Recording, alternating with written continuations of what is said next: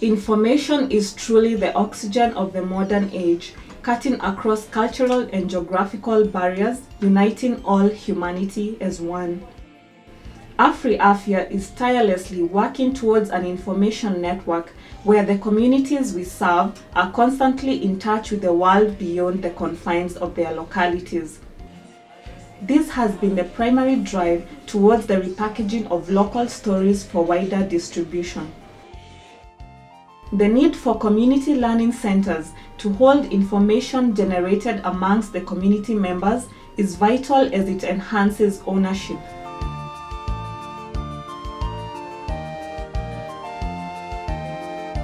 The Maasai community served by the Kisapuk CLC has a very rich heritage with very inspiring stories to be told.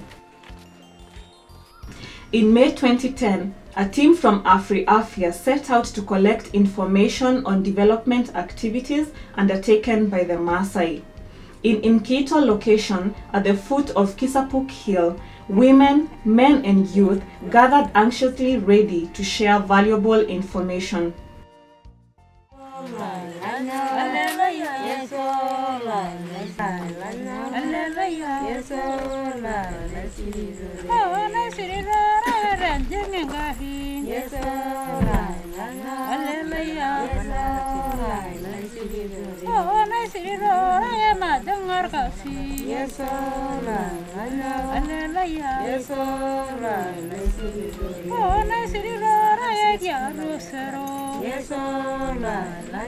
This community has managed to command a lot of media attention due to their unique culture, which they are very proud of. If anything, the Maasai culture is the signature for the Kenyan heritage on the global level.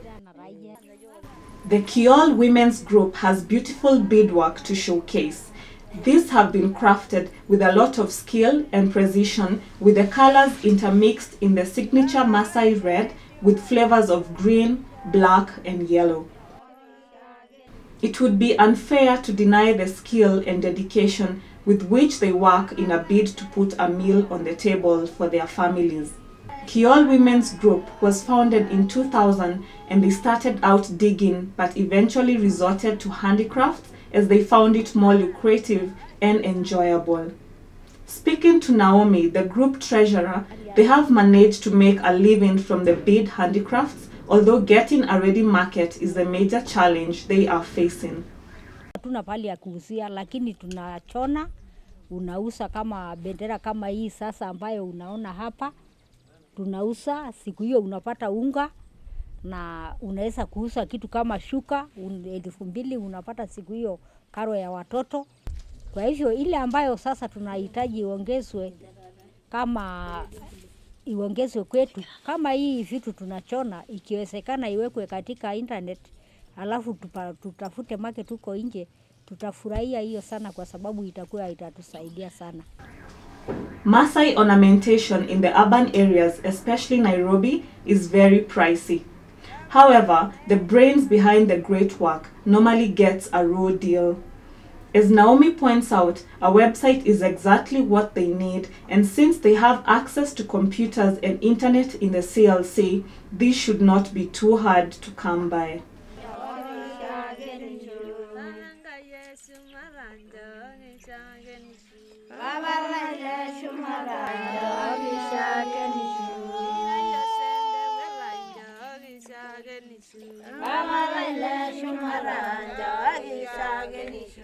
Traditionally, Maasai families used cows for fresh milk, cheese, clothing, school fees, and to meet healthcare needs for their children.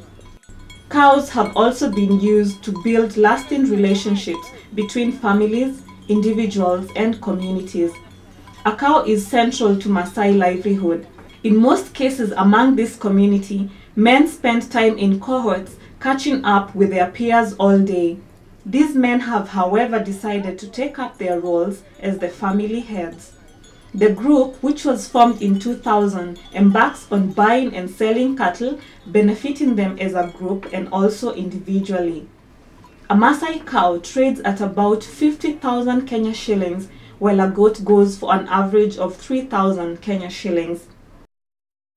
These they sell during the market days at Ilbisil and Kiserian, over 50 kilometers away.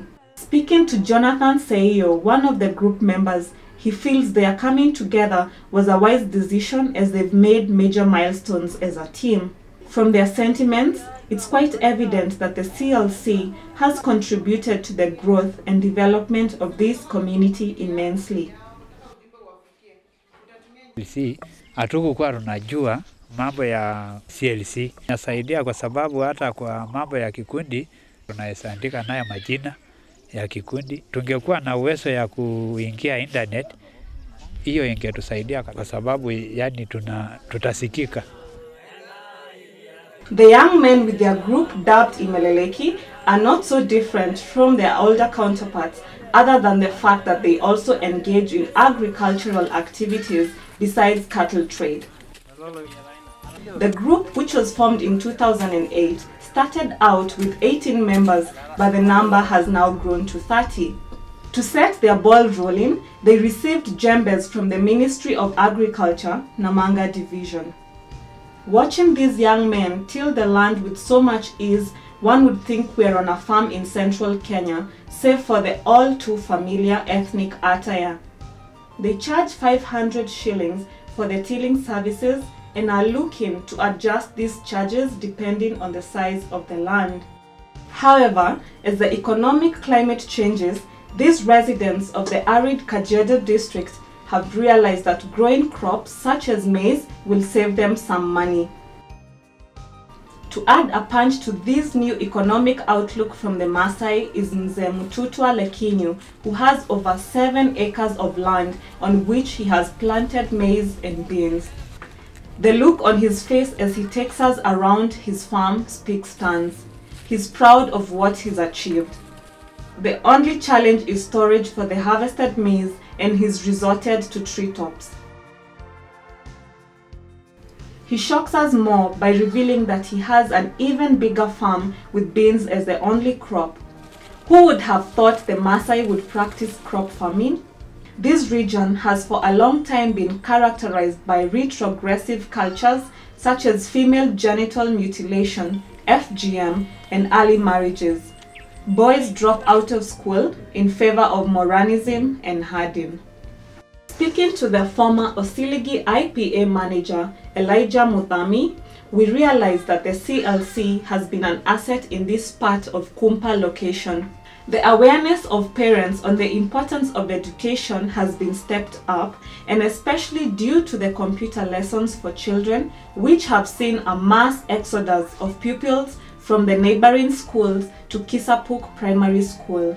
We have a community learning center here in Kisapuk, specifically where this community is. The community can also come and learn about many aspects of life, like livestock, rearing.